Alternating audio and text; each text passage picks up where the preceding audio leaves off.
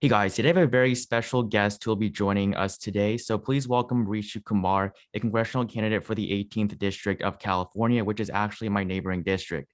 Rishi previously ran for Congress in 2020 and won 37% of the vote against a 28-year veteran incumbent, Anna Eshoo, and he won the most votes for any challenger in the last 30 years. He plans on running again in 2022 now with the experience and success that he has built from his first campaign. He is currently a member of the Saratoga City Council and was reelected in 2018 with the highest number of votes in the city's history. Rishi's brand is exciting since he could potentially be the first tech-savvy congressman, and tens of thousands of people are rallying behind his 2022 run. So without further ado, please welcome Rishi Kumar. Hello, William. It's great to meet you. Thank you so much for including me in your podcast. I hear it's very popular, so it's great to be here. Yeah, it's great to have you on. So could you start off by telling us just a little bit about yourself as a politician, like which way you lean, as well as just a little bit more about yourself and your 2022 run? Sure. So I'm a high-tech geek in Silicon Valley, California. And in Silicon Valley, all the geeks are rock stars, or at least that's what we want to believe. But I found a calling that resonated very deeply with me, which was to fix problems around me. And truly speaking, while working for IBM, I would see little things happening around me, and I would be like, "Who's going to fix it?" And I would look around me, and literally there was nobody working on it. And finally, it was like, "Oh, maybe I should be working on it."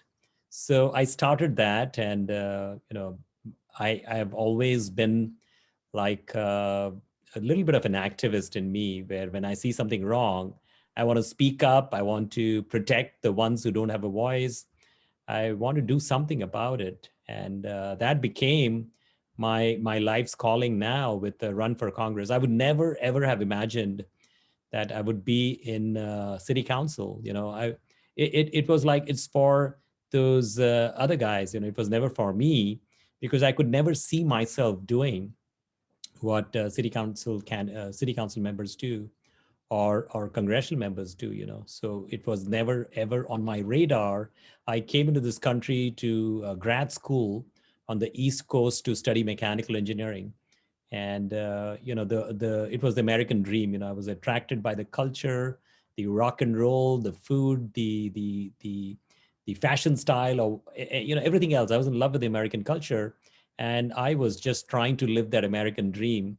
And it took a slight turn, it looks like, with my activism and my zeal to make change happen, not just right here in my city, but also with Congress. And I call myself a fearless politician. I take on challenges that nobody else wants to do. I'll give you a quick example. We challenge a water company. It's a very, very cash-rich water company, and they could make politically things very difficult for me. And my colleagues on the city council said, "Rishi, we don't have jurisdiction over San Jose Water Company. Why should we take on the fight?" And what do I know? I said, let's take the first step. We rolled out a water app that one of my interns built to make the protest a lot easier. And it's kind of like, when I look back, I'm still flabbergasted. We have rejected, reduced, suspended 9 water rate increases, and out of 30 elected leaders from 6 cities, there's really only one who's made it a push to protect the people. So anyway, that's the spirit I seek to bring to politics. Yeah, that's really exciting to hear. Now, I'm sure that's when you were talking about the fighting against increased water prices, you were talking about your time as a member of the Saratoga City Council. Is there anything else that you've accomplished during your time on the council that you are proud of? Well, multiple things, like for example, they wanted to build a 300-room hotel on the hillside, high fire risk zone that would disrupt our vegetation, wildlife. There's a very narrow road that goes up to that area. And it was a no-brainer. I said, look, I can support this. And I was by myself on one side, and the city council members, the remaining 4, on the other side. And then it played out in the city council, where I was not allowed to speak. Can you believe that? Like First Amendment, I was constantly being shut down. But these things don't bother me. I think over the last 10 or so years, have developed a little bit of a thick skin where I'm like, look, I'm going to do the right thing. You can throw whatever you can at me. So one of the local CEOs who lives in Saratoga was watching that play out in the city council, and he said, Rishi, you're like that. Do you remember Tiananmen Square? And I was like, yep, 1989. And he says, you remember that guy standing in front of a tank and with the barrel right at his shoulder? I'm like, yep, I remember that photo. It went viral. He said, you are like that guy. And I was like, really? He said, yes, you're willing to stand up for your values, and then people can throw anything they can, but you will hold strong. So this is really the branding that we have seek to bring, that fearless energy, enthusiasm to solving problems, doing the right thing for the people. I call it people-centric values. And this is really what defines my political run. Yeah, that's really cool. And do you like have do you remember like any part of your childhood or something that occurred that influenced your political views and future outlook? Actually, I go back to probably when I was like 3 or 4 years old and not yet in school. And my mom would tell me a lot of stories. And our culture, Indian culture, has a lot of these ancient stories from the lands of kings and queens and people who exhibited some pretty stellar character of doing the right thing, and to cast caution by the wind, but to basically always try to do the absolute right thing, to stand by the word, to basically express the truth and bring strong integrity. And I think that that influenced me quite a bit. And with like, for example, I don't like to lie. It's very difficult for me to do that, because these are simple values that if you can carry forward, you will feel protected, because even if they try to shut me down in the mountain winery meeting, there were like hundreds of citizens. When they saw that, they were completely angry with that. And or for example, taking on burglaries, where my city council member said, Rishi, you'll increase the price of you'll drop the price of real estate in Saratoga if you take on burglaries. But I'm looking to solve a problem. So you move steadfast forward because you're trying to make the world a better place. And that comes from a strong foundation of who I am as a person. And which is the reason why we got reelected with the most votes in city history. Saratoga has a population of about, I would say, 10% Indian Americans. I really don't have a base, you would say, but I do have a base. The technologist, the go-getters from Silicon Valley, the best of brains who flock here from every part of the world, they value one thing, which is about hard work and contributing in every which way we can, whether we are in the world of tech or we are in politics. And when they saw the contribution for city council, and even now I hear this from people, I've lived in Saratoga for 50 years. There's really only one guy who came to my door to talk about an issue, and that is Rishi, right? So Yeah. that's the phenomenal energy, motivation, ideas that we seek to bring, but more importantly, ethical integrity. Yeah, so talking about like what you have done as a member of the city council, what is your vision for Silicon Valley and District 18 in general? There are some big problems going on. So the first and foremost is, let's drop that fighting that goes on between the red party and the blue party and this party and that party. This is only, the United States. We are all in this together.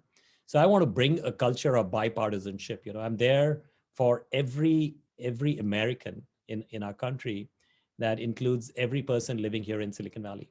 There are some big challenges. So let's talk about very quickly, what am I going to do in my first 2 years?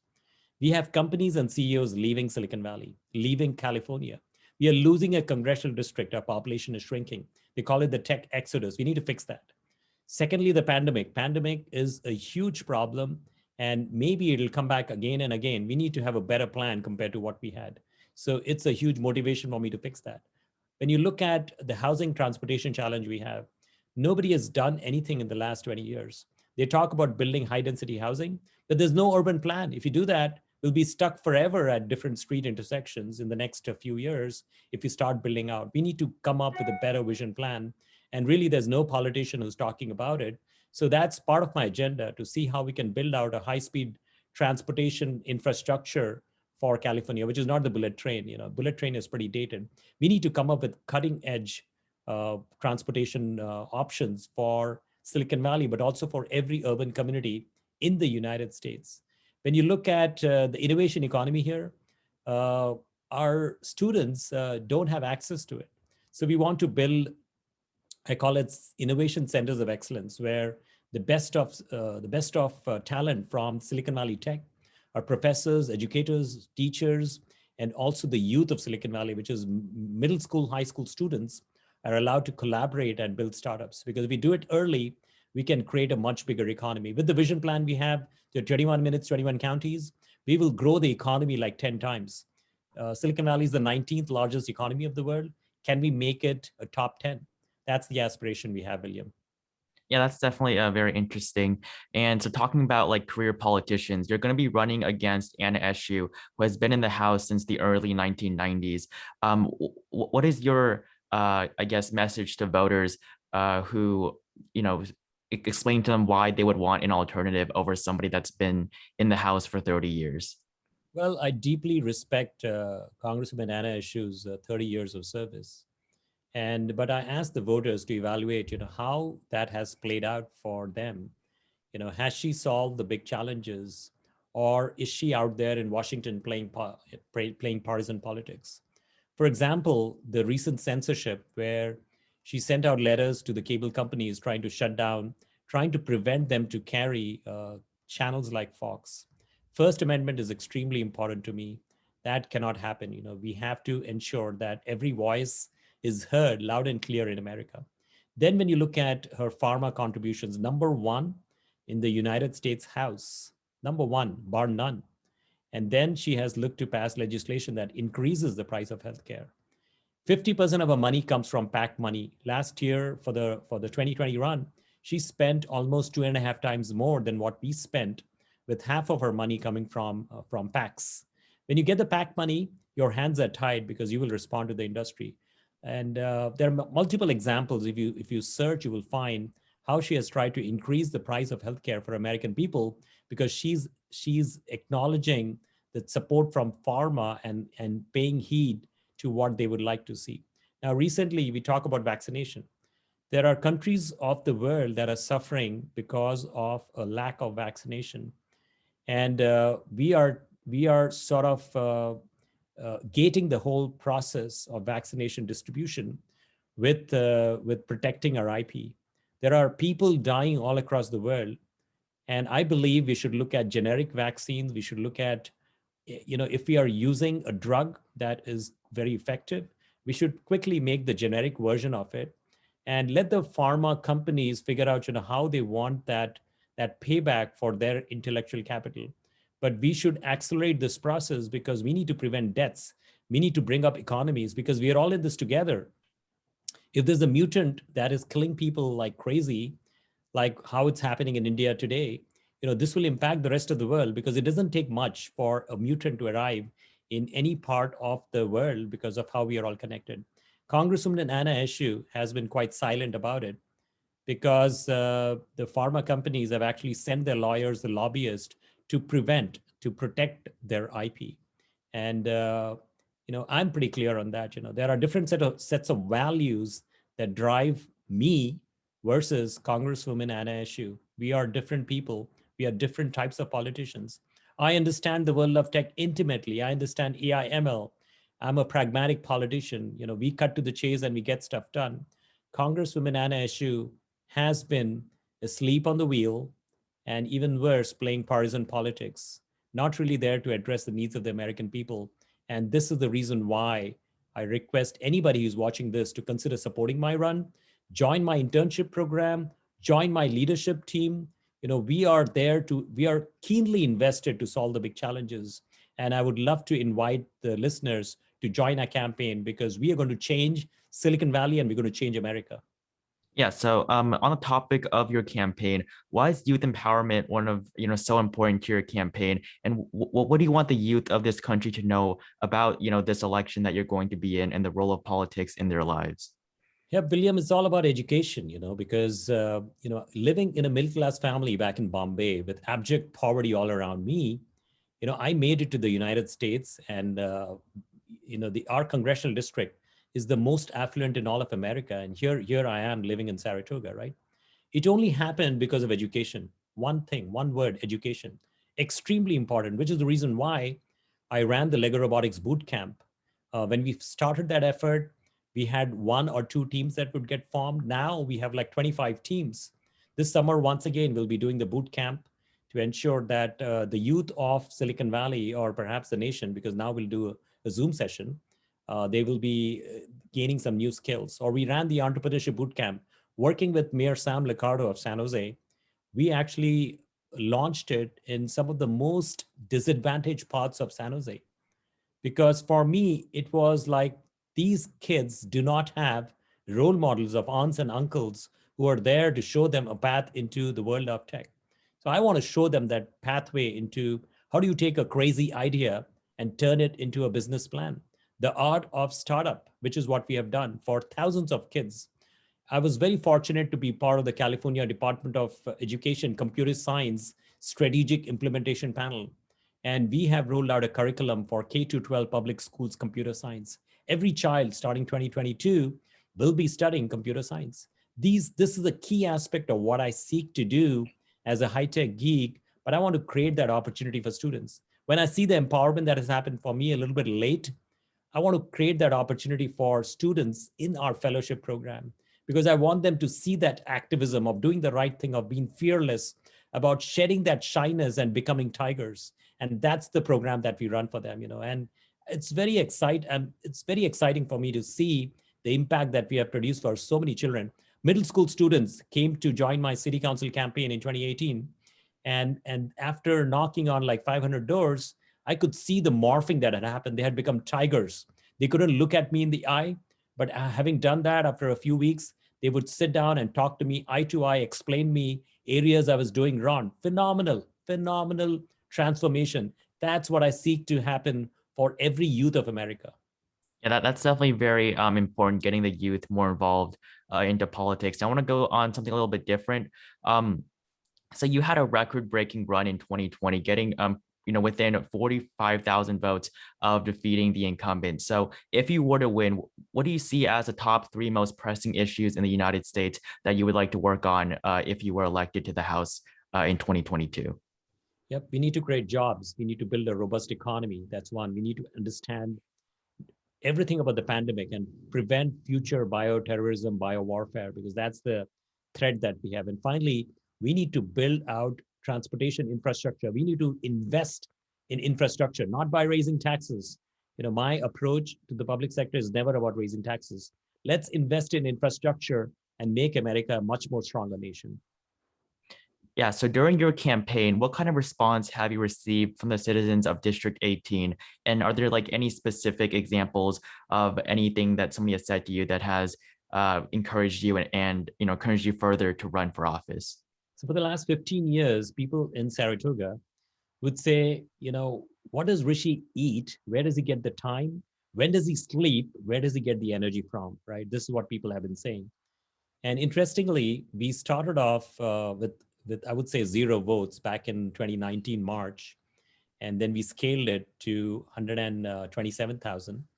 And I call it like climbing Mount Everest. You have to hit the first base camp. And I used to wonder why other congressional candidates would take 2 iterations to win, because it's a tremendous learning experience. And moving from a city council 30,000 population to a population of the district 740,000, there is a learning curve, and it took us some time to learn. But what has happened, interestingly, is the branding, because what Saratoga says has said for the last 10, 15 years. I hear people from Mountain View saying the same thing, or from Menlo Park. Hey, this guy, this is the endorsement statements that come to us, that this guy is a go-getter. We love his energy, and we like the integrity with which he approaches, or they appreciate the problem solving. I mean, this guy, he's a no-nonsense politician. He's looking to get stuff done. I really like that. I think what has happened is that over the last, I would say 2.5 years, our branding has been established as to who this guy is. I'm not a career politician. I'm not looking to make a living. And there are so many politicians in the country, if you put them out of a job, out of office, they are literally struggling. You know what they do? We all know what they do. They become lobbyists. But no, I'm never going to do that. My heritage is with the world of tech, and that's why there is a fearlessness to how we operate, because we will always go back to tech, but we want to impact the big challenges, and this is what the people have recognized. About 45,000 people did not see that, and so our work is cut out. We did 127,000. We need to convince another 45,000. We are almost there. Yeah, so you've talked a lot about your experience in the world of high tech and Silicon Valley, and so how do you think that experience would help you be a congressman in the House? It's all about getting things done, because there's only one thing that is valued. In the world of tech, when we are sitting and having a meeting and we bring up a problem, they will say, oh, okay, yeah, that's a problem. So what's the solution? And if you don't have an answer, why did you bring up the solution, right? So we need to have answers to the big problems. And then in the world of tech, if you bring up a problem, guess what? Who's going to work on it? You, because you brought up the problem. So same thing, right? So I have that attitude of getting stuff done. And you look at some of the challenges we took on for Saratoga that none of my colleagues wanted to even touch. That is telling, because these are hard problems. These are hard problems. But then why did you run for office if you don't want to take on these big challenges? So my take is very simple. I will focus 80% of my effort to the top 2 or 3 problems. That's it. It's plain and simple. If you can get those problems solved, you're going to impact the population in a huge way, which is the reason why someone like me, who doesn't look like a politician, gets the win with the most votes in 64 years. That's what it takes. Yeah, so before we end, is there anything like you want to add, any sort of final message you want to tell those who are watching, just about your campaign and yourself in general? Well, it's simple. I think we are building a grassroots movement. We don't take any PAC money. We are there for the people. Our run is only about the people, but it can only work if the people get involved. So I invite the listeners, young students in high school and college, join us. And college students get a chance to lead teams. They are managing teams of like 5, 10, 15. Last year, we had over 1,000 interns that from 29 states. And it was a phenomenal summer that we had. So I invite our youth listeners, our college students, high school students to join us. Go to rishikumar.com/fellowship. And then we also invite, folks who have that political leadership or political acumen, folks who have campaigned in the past, or perhaps you have not, but you have an industry experience. So we invite you to join our leadership team. We currently have about 33 directors who are leading different functional tracks, working with the young students and guiding them, coaching them, mentoring them. I invite you to join us. And then finally, follow us on Instagram, follow me on Twitter. You will find some of my policy ideas, statements that we are making are very, very refreshing. Follow us on Facebook, find us, and also provide insights, because I'm keenly interested to hear from you. I seek your guidance to get this going, to win this race, and then finally be out there representing each of you in Washington. And I'll pledge to do one thing, which is do the right thing. We will never accept PAC money, and we'll always stand up strong for the people, especially the ones who don't have a voice. William, it was such a pleasure. Great questions. Yes, I want to thank you so much for being here today. And if you want to get involved with his grassroots campaign, there's going to be links to everything, his social medias as well. Make sure you follow them. There's also going to be the link to where you can join his campaign, as well as learn more about him. They're all going to be in the description down below. So thank you guys so much for watching. If you like this video, make sure you like it down below. Comment down below any questions or comments you have, and subscribe to my channel if you have not. And I will see you guys in the next video. Fantastic.